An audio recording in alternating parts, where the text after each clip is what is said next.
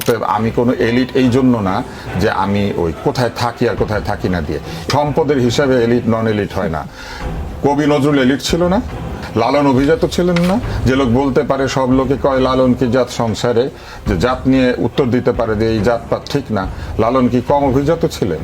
Elite হয় অভিজাত হয় চিন্তায়, তার মানসিকতায়, তার ভাষায়, তার আচরণে। আমাদের রাসূলুল্লাহ সাল্লাল্লাহু আলাইহি ওয়াসাল্লামকে অনেক সম্পদের মালিক ছিলেন, তার সাহাবারা রাদিয়াল্লাহু তাআলা আনহু যারা, তারা কি অনেক সম্পদের মালিক ছিলেন? বরং যত সম্পদ দান করে দিয়েছেন তত অভিজাত হয়েছেন।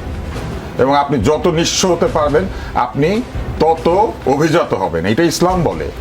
তাহলে অভিজাতর সাথে গুলশান মনোনীতে থাকার কি সম্পর্ক? অভিজাতদের সাথে ওয়েস্টিনে উঠার নামার কি সম্পর্ক? পকেটে কত টাকা আছে এটার সঙ্গে অভিজাত হওয়ার কি সম্পর্ক?